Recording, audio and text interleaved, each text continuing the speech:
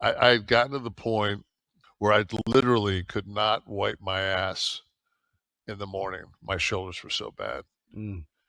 I couldn't go around. I had to, like, do the from the front. Kevin Nash lived with pain every day, but the real story is even worse than most fans know. In late 2024, one of the biggest stars in wrestling history could barely sit in a chair. He could not fly. He could not travel. He had to cancel public appearances. The man who once towered over the whole ring was now trapped by his own body. 2 levels of his lower spine had given way. The pain shot down his legs like electric shocks. His nerves were misfiring. Just sitting still felt like a punishment. You have to respect his honesty here. He did not hide it. He told fans the truth about what was happening to him. And as this story starts to unfold, give the video some hype, because this is not just about one legend getting older. It is about what wrestling slowly took from him, piece by piece, year after year. Because here is the darker truth. This was not bad luck. This was not a sudden accident. This was a bill, a long, heavy bill that took decades to arrive. Every fall, every landing, every big match added to that bill. And in late 2024 and early 2025, the body finally asked Kevin Nash to pay it in full. Let us start with what happened recently, because it sets the tone for everything else. Nash was diagnosed with a severe disc problem, low in his back. It was a 2-level disc herniation. In plain words, the soft cushions between the bones in his spine had pushed out where they should not. They were pressing on the nerves that traveled down into his legs. That pressure caused something called sciatica. Sciatica is a sharp, burning, shooting pain that runs from the lower back down through the leg. For Nash, it was brutal. He felt electric shock pain with even light movement. The nerves in his legs were failing. Some of them had partly stopped firing. Imagine trying to stand, walk, or even rest, while your own legs send out false alarms of pain. That was his daily life. So he canceled his public appearances. He could not sit for long. He could not fly on a plane. Travel became impossible. For a man who had spent his whole life on the road, that was a hard thing to accept. He then had a small operation called a microdiscectomy. This is where a surgeon removes the bit of disc that is pressing on the nerve. It is meant to take the pressure off and calm the pain, but the back was only one part of a much bigger problem. In January 2025, Nash went much further. He had a huge stem cell treatment. He received around 480 million stem cells. That is almost 500 million cells in a single treatment cycle. Doctors injected these cells into his back and into his left knee. He later called the treatment life-changing. That tells you how bad things had become. A man does not need 500 million stem cells unless his body is breaking down in many places at once. And that is the real story. Kevin Nash was not dealing with one injury. He was dealing with a body that had been failing slowly for decades. The recent crisis was just the part fans finally got to see. It is worth sitting with that number for a moment. 500 million cells, give or take, all in one treatment cycle. That is not a tune-up. That is not simple maintenance. That is the kind of thing a body needs when many parts are failing at the same time. The back, the knee, the nerves, all of it pleading for help at once. And even then, the treatment was not promised to fully cure him. It was a way to claw back some function, some movement, and some relief from a body that had been pushed far past its limits. And notice where the cells went. Into the back, where 2 discs had blown out and trapped the nerves. And into the left knee, the one joint in his lower body that had somehow survived without being fully replaced. 2 of the worst trouble spots treated at the same time. That alone paints a picture of just how widespread the damage was. This was a whole body problem, not a single sore spot. To really understand it, we have to go back to the start and follow the trail of damage from the very beginning. To understand why his body broke down so badly, you first have to understand his size. Kevin Nash was huge. He stood somewhere between 6 feet 10 inches and 6 feet 11 inches tall. During his active career, he weighed around 340 pounds. That is a massive frame. On screen, it made him look unbreakable. It made him look like a giant who could never go down. But that same size was quietly working against him every single night. Think about what happens when a man that big takes a fall. In wrestling, there is a basic move called a flat back bump.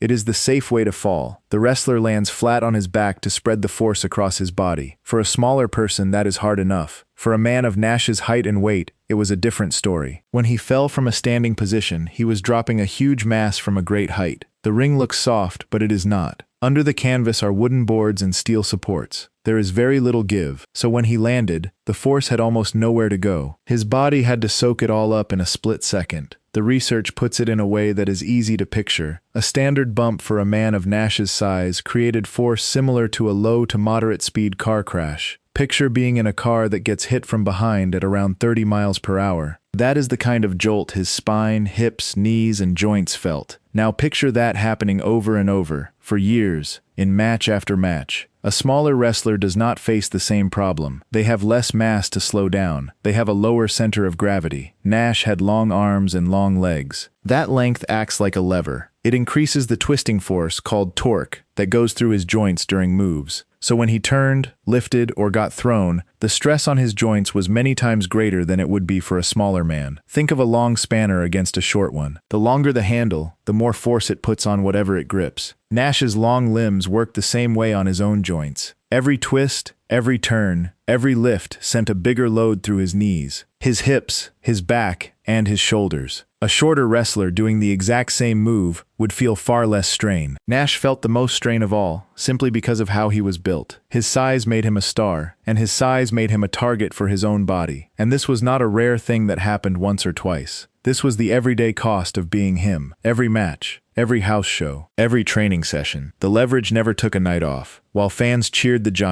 Giant's joints were being slowly ground down by the very thing that made him special. There is a phrase the research uses for this. It is the bump card. Every wrestler has a kind of bump card. It is the body's limited supply of impacts it can take before things start to break. Each big fall uses up a little more of that card. Once it is gone, the tissue starts to fail, and the joints start to wear out. Over a 30-year career, Nash slowly used up his bump card completely. So here is the bitter part. Fans looked at Nash and saw a giant. They saw power. They saw a man who seemed too big to be hurt, but his body felt every single landing like a debt. The bigger he was, the harder he fell, and the more it cost him. His greatest strength on screen was quietly his greatest weakness underneath. Now we have to go back in time, because wrestling did not even start with a healthy body. The damage began before Nash ever stepped into a ring. Back in 1981, Kevin Nash was not a wrestler at all. He was a basketball player. He played professional basketball in Europe, for a club called Gießen 46ers in West Germany. He was tall, athletic, and talented. Basketball looked like his future. Then his knee gave out. He ruptured his right ACL. The ACL is a key ligament inside the knee. It helps keep the knee stable. When it tears fully, the knee becomes loose and unreliable. Today, surgeons can repair an ACL very well. Many athletes come back stronger than before, but this was the early 1980s. Knee surgery back then was basic. The tools and methods were rough compared to what we have now. Rehab often meant keeping the joint still for a long time. The repair simply was not good enough. His right knee was never the same. His basketball career was over. A door closed. Nash then served in the United States Army as a military police officer for a couple of years. After that, he found a new path. In 1990, he entered professional wrestling. But here is the key point. He entered wrestling with a knee that was already damaged. He did not start with a clean, healthy body. He started with a weak link already built in. Wrestling did not break a perfect machine. It took a machine that was already cracked and then pushed it harder than any machine should be pushed. That single bad knee did more harm than you might think. Because the body works as one connected chain. When one part fails, the rest of the body has to make up for it. And that is exactly what happened to Nash. His right knee was unstable. He could not fully trust it. So without even meaning to, he changed the way he stood, walked, and moved. He shifted more of his weight onto his left leg. He leaned on his left side to protect the bad right knee. Over time, this small change caused big problems. By favoring one side, he overloaded his left leg, his pelvis, and his lower back. Nothing was sitting straight anymore. The forces that should have been shared evenly were now going through the wrong places. Over nearly 3 decades, this twisted his alignment. He developed something called bilateral genu valgum. That is the medical name for knock knees. It means both knees angle inward toward each other. When the knees point inward like that, the force does not pass through the joint the right way. It pushes hard on one side of the knee and stretches the other side. That is very bad for the joint over time. The result was severe wear. The smooth cartilage that cushions the knee began to erode. Cartilage is like the padding inside a joint. Once it wears away, bone starts to rub on bone. That is exactly what happened. Nash developed bone-on-bone friction in his knees. That brings swelling, stiffness, and deep pain. The muscles around the joints began to waste away too. By the end, his legs were badly misaligned. His lower limbs were deformed. He could not walk moderate distances without his joints starting to fail. Think about that. This was a professional athlete, a man known for his size and presence, who struggled to walk across a normal distance. In 2017, he finally needed a right knee replacement. Surgeons removed the worn-out joint and put in a new one, but the left knee still carried its own damage. It had been the strong leg for years, taking on extra load. It had never been replaced. That is the same left knee that later received stem cell injections in 2025. So look at the chain. One basketball injury in 1981 set off a slow disaster. The bad knee changed his walk. The changed walk overloaded the other leg and the back. The overload bent his alignment. The bent alignment destroyed his cartilage. The body was not just injured, it was adapting badly. One broken part forced every other part to pay the price. This is the cruel logic of the human body. It is built to protect itself. When one part hurts, the body shifts the load away from it. That sounds clever, and in the short term it is, but over years, that shifting causes new damage in the places that take on the extra work. The body saves one joint by slowly sacrificing the others. Nash's right knee was spared a little, but his left leg, his hips, and his spine all paid for it. There was no free protection. Every bit of relief in one place created strain somewhere else. And remember, all of this was happening while he kept wrestling. He was not resting and recovering. He was still climbing into the ring, still taking bumps, still lifting big men and getting thrown around. So the damage from the bad knee did not heal over time. It grew. The longer he competed, the deeper the misalignment dug in, and the more his joints wore down. By the time he stopped, the harm was already done. The most famous moment of this whole story came in 2002. It is a moment many fans laughed at, but the body had a clear explanation for it. It happened on an episode of WWE Raw. Nash had recently come back from another injury. He had been through rehab for a torn biceps muscle. He was not fully sharp. He was cold and rusty in the ring. On top of that, he was asked to compete on short notice. He did not have his custom left knee brace with him. That brace helped support his weak leg. Without it, his protection was gone. Then came the moment. Nash was simply moving across the ring. It was a routine walk, nothing wild or dangerous looking, and his left quadriceps tendon completely ruptured. The quad tendon is a thick band that connects the big muscles on the front of the thigh to the kneecap. It is what lets you straighten your leg. When it tears fully, the leg simply stops working the way it should. Why did it snap during something so simple? Because that left leg had been overworked for years. Remember, it had been quietly protecting the bad right knee for a long time. The tendon had been under constant strain. It was already stretched thin from years of extra duty. When Nash put sudden tension on it, while cold and unprepared, it could not hold. It gave way. This is a key lesson hidden inside that one ugly moment. The tendon did not fail because of one bad step.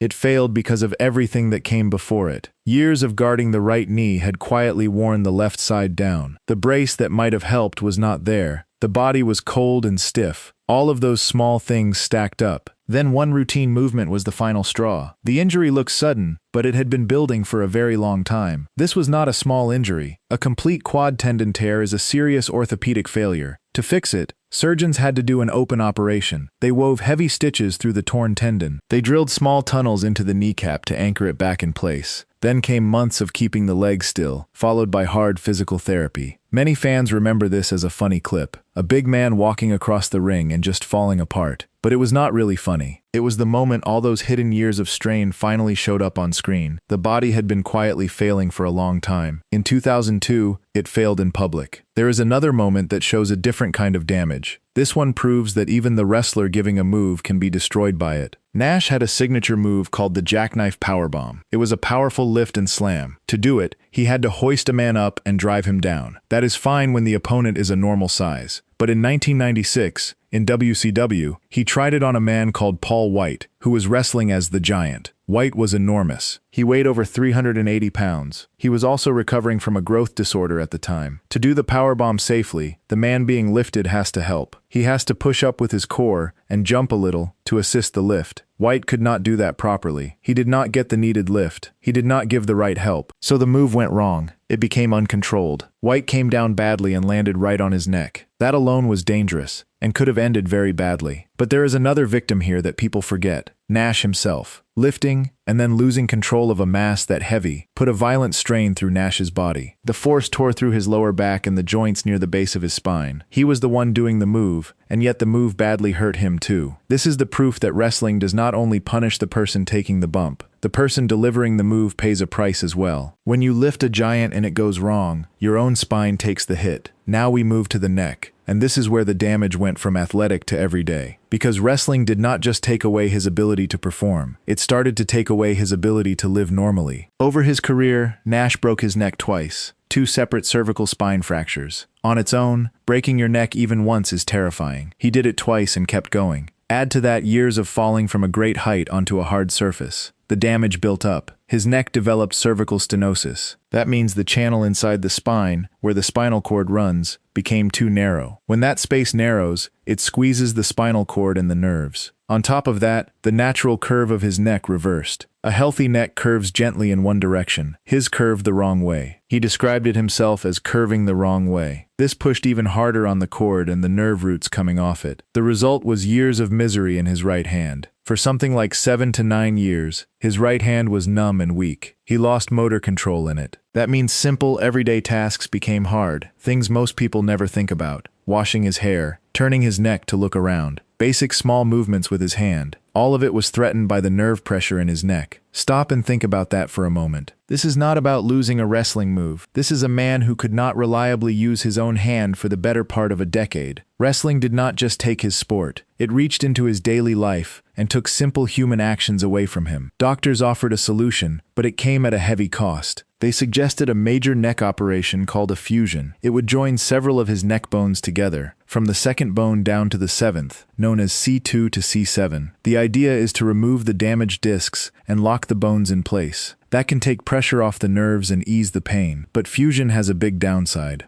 Once those bones are locked together, the neck can no longer move freely. Nash would have lost much of his ability to turn his head. To look to the side, he would have had to turn his whole shoulders and upper body. For a man already dealing with so much, that was a frightening trade, so he tried to avoid it. He looked for another way. For Kevin Nash, that trade felt like one more thing the wrestling business wanted to take away from him. So he refused once again, and instead, he searched for a different answer, even if that answer would not be simple or easy to find. We will come back to what he chose. Now back to the lower back, which brings us full circle to where this story started. The back problems that crippled him in late 2024 were not random. They were the latest chapter in a long book of spinal damage. For decades, Nash landed on hard wooden surfaces. Often a 300-pound opponent would land right on top of him. That is a huge amount of force going through the spine again and again. The lower back can only take so much of that before it breaks down. By late 2024, it broke. He was diagnosed with that severe 2-level disc herniation. It affected the area of the spine known as L2 to L5, which is the lower back. The damaged discs pushed out and pressed on the sciatic nerve roots. That set off the acute sciatica we talked about at the start. The pain was severe and radiating. It ran down his legs. He felt those electric shock sensations even with light movement. The nerves in his legs were misfiring and partly shutting down. The pain was so bad that he had to cancel public appearances. Sitting became unmanageable. Flying became impossible. This was the crisis that forced everything else into the open. To deal with it, he had the outpatient microdiscectomy to remove the herniated material and free the nerves. So the recent back crisis was not separate from his career. It was the direct result of it. Years of hard landings, with heavy men crashing down on him, finally added up to a spine that could not cope. As if the spine and legs were not enough, his upper body broke down too. Even his arms and shoulders paid the price. Over his career, Nash tore both of his triceps. The triceps is the big muscle at the back of the upper arm. He also tore both of his rotator cuffs off the bone. The rotator cuff is the group of muscles and tendons that hold the shoulder together and let it move. Tearing them off the bone is a serious injury. He did this to both shoulders. Then in late November 2024, more bad news. During a training session, Nash felt a sharp pop in his shoulder. He had torn his left biceps tendon. At first, doctors were not sure it was a complete tear, but then the tendon cramped and pulled back, which confirmed a full rupture. The muscle had snapped away from where it should be anchored. In December 2024, he had surgery to repair it. While they were in there, the surgeon also dealt with a large bone spur on the lower part of his upper arm bone. A bone spur is an extra growth of bone that can press on and irritate the soft tissue around it. So they fixed 2 problems at once. But the recovery brought its own pain. He had to keep the arm completely still in a sling for 6 weeks. 6 weeks of no movement causes the muscle to waste away. So he lost muscle mass in that arm. Worse, the weight of the heavy sling pulled down on his neck. Remember, his neck was already badly damaged. That extra pull on his cervical nerves caused numbness in his right hand all over again. See the cruel pattern here. Even trying to recover caused more harm. The treatment for one injury fed straight into another. The sling that protected his arm attacked his neck. There was no clean win. Every step forward seemed to come with a step back, somewhere else in his body. And Nash was not alone in this. His injuries were not some strange, one-off case. They matched the damage seen across many of his fellow wrestlers. The whole business carries this same risk, and the proof is written into the bodies of the men who shared the ring with him. Take Stone Cold Steve Austin, one of the most famous wrestlers of all time. He ended up with severe narrowing of the spinal canal in his neck, the same kind of stenosis Nash had. A botched pile driver and years of hard landings did the damage. It forced him into an early retirement back in 2003. He also dealt with worn-out, arthritic knees on both sides. The toll was so heavy that his in-ring career was cut short. Then there is John Cena. His neck shows a deep surgical scar from an operation to fix severe stenosis. Surgeons performed a fusion in his neck to deal with it. He also dealt with rotator cuff tears, just like Nash. Even one of the most durable stars of the modern era could not escape the damage to the spine. The danger gets even more frightening with a wrestler called Big E. In 2022, he landed directly on his head during an overhead suplex. He fractured 2 bones in his neck. He came terribly close to a career-ending, even life-changing injury. He avoided the worst outcome, but the message was clear. One bad landing can change everything in an instant. And then there is Kurt Angle, whose story is perhaps the saddest warning of all. He suffered repeated fractures in his neck over his career. The result is permanent. He has problems with his motor skills. His hands shake. He has lost feeling in his pinky fingers. He gets pain shooting down his arms, and there is nothing that can fully fix it. Put all of these men together and a clear picture forms. Nash was not unlucky. He was part of a pattern. Professional wrestling, with its high-impact moves and hard landings, puts the spine and the joints at extreme risk. The bodies of these legends all tell the same story in different ways. Nash's case is simply one of the most complete and most honest examples of it. Now we come to the most serious and most careful part of this story. The damage to the body is visible. You can see a bad knee or a torn arm, but there is a quieter, deeper danger. The damage to the brain. Wrestling in Nash's era was rough on the head. There were chair shots to the head. There were hard falls. There were impacts that shook the brain again and again. Nash has openly admitted to suffering multiple concussions during his career. A concussion is a brain injury caused by a blow or jolt to the head. The problem is what repeated head injuries can do over time. When the head takes hits over and over, it can lead to a condition called chronic traumatic encephalopathy, or CTE for short. CTE is a brain disease linked to repeated head trauma. Inside the brain, harmful proteins build up and spread. Over years, this can damage how a person thinks, remembers, and behaves. Nash already shows some warning signs. He has problems with his short-term memory. Brain scans done during his life have shown some abnormalities. So far, they have not shown clear shrinking of the brain. But here is the hard truth about CTE. It cannot be fully confirmed while a person is alive. It can only be proven after death, by examining the brain tissue directly. Nash decided to do something meaningful with that fact. Back in 2016, he arranged to donate his brain and spinal cord after his death. He pledged them to the CTE Center at Boston University and to the Concussion Legacy Foundation. He chose to give scientists his brain so they could learn from it. This matters a great deal to researchers. Wrestlers are unusual. Their entire careers are filmed from many angles and high quality. Every impact, every fall, every chair shot is on video, so scientists can match the recorded hits to what they later find in the brain. They can see exactly how the damage was done. That is rare and valuable information. Nash's choice inspired others. Other wrestlers, including Jeff Hardy and Rob Van Dam, decided to pledge their brains for the same kind of research. One honest decision started a wave of others. The reason this research is so important can be seen in a tragic case from wrestling's past. After the death of Chris Benoit, scientists examined his brain. They found severe advanced CTE. The damage was shocking. It showed a clear link between repeated head trauma in wrestling and serious brain decline. We mention this only as a clinical warning, to show how real and how serious the danger is. There is one more thing that makes Nash's case useful to science. He wrestled a careful, big man style. He did not do many high-flying, head-first moves. So by studying his brain one day, researchers can ask a key question. Can even a safer, slower style of wrestling, done for long enough, still cause brain damage? The answer could matter for many wrestlers to come. Now let us return to that big neck decision. Nash did not want the fusion that would lock his neck and steal his movement.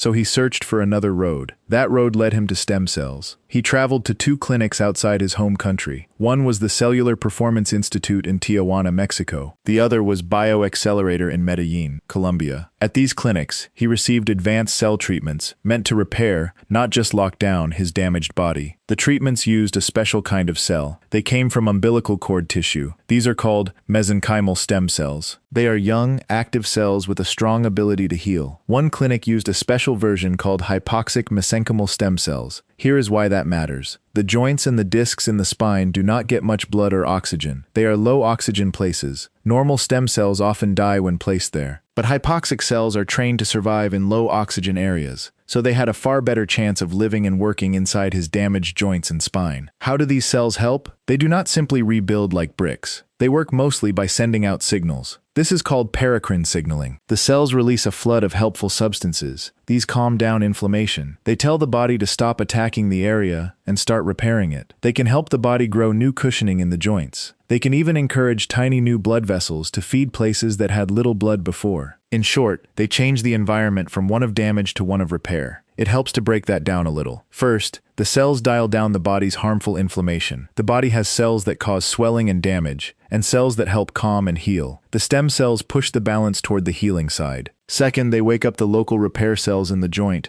nudging them to build fresh cushioning where the old padding had worn away. Third, they invite new blood flow into spots that had been starved of it. Joints and discs get very little blood on their own, which is part of why they heal so poorly. By drawing in a fresh supply, the cells give those starved areas a real chance to recover. That is why this approach appealed to Nash so much. A fusion would have locked his neck and taken his movement forever. The stem cells offered the opposite. Instead of locking the body down, they tried to coax it back to life. For a man who had already lost so much movement, that difference meant everything. In January 2025, Nash had his biggest treatment yet. He received around 480 million stem cells in a single multi-day cycle, almost 500 million cells. Doctors injected them into his back and into his left knee. The left knee was chosen because, unlike the right, it had never been replaced. It was still wearing down on its own. Getting these cells into his back was not gentle. Because his spine was so badly damaged, the doctors had to use long needles, and they did it without local anesthesia or numbing medicine. Picture that, long needles going deep into a ruined spine, with no numbing first. That is how far he was willing to go to avoid the fusion and to find relief. Before this treatment, things had reached a low point. The nerve endings in his legs had partly stopped firing. He had those constant electric shock feelings. He had not been able to do any lower body strength training for 12 weeks. His body was shutting down from the waist down. After the treatment, things changed. He reported better nerve function. His joints moved more freely. He could raise his arms above his head again. He could start basic rehab once more. He described the whole experience as life-changing. But remember the angle of this story. This is not a miracle advert. This was not a quick fix or a magic cure. It was an extreme, almost desperate step.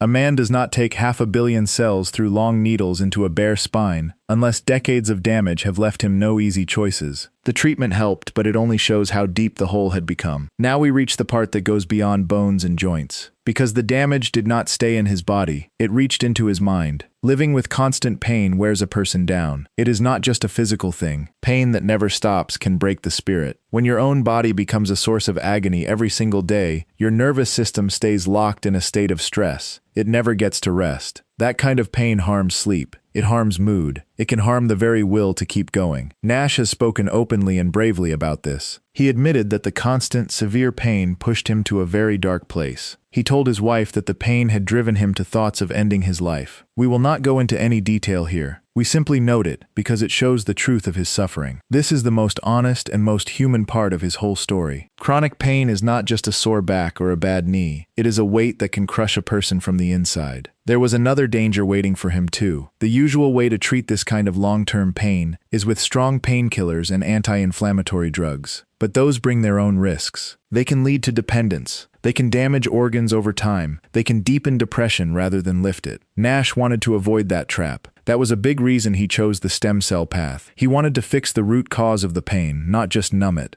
and it worked in that sense. The treatment reportedly removed his need for prescription painkillers and over-the-counter anti-inflammatories. It even helped clear the mental fog and lift the depression that the pain had caused. But while his body was fighting these battles, life dealt him crushing blows of a different kind. He suffered terrible personal loss. He lost his closest friend and tag team partner, Scott Hall. The two had been side by side for years. Then, in late 2022, he lost something no parent should ever have to face. His son, Tristan Nash, died at just 26 years old. Think about that combination. A body in constant agony, a mind already pushed to its limits by pain, and then the loss of a best friend, followed by the loss of a child. For most people, any one of those could be too much to carry. Nash faced them all at once. There is no easy way to talk about loss like that. A best friend and a son gone in a short span of time, while your own body is failing you day after day. Most people, when struck by that much pain at once, would have nowhere left to stand. The grief alone could pull a person under. Add a body that hurts with every movement, and the danger only grows. What is striking is how his physical recovery helped him survive emotionally. Getting his body to function again gave him the strength to face his grief. The treatments and the training did more than fix joints. They gave him a foundation to stand on, while the rest of his world fell apart. When the pain eased even a little, he had more room to breathe, more room to mourn, and more room to keep living. In a strange way, fixing the body helped save the mind. He also built routines that kept him going. After his December 2024 bicep surgery, he changed his lifestyle to protect what muscle he had left and to control inflammation. During the 6 weeks his arm was in the sling, he followed a strict diet to support his health. He even had to sleep sitting upright in a recliner. This was to protect his shoulder and to keep the weight of the sling from pressing on his already damaged neck. His podcast, called Click This, became an important outlet. It gave him a reason to show up, to talk, to think, and to connect. It gave structure to his days. Between the podcast, the physical therapy, the training, the diet, and the treatments, he built a framework to survive on. These were not just hobbies, they were survival tools.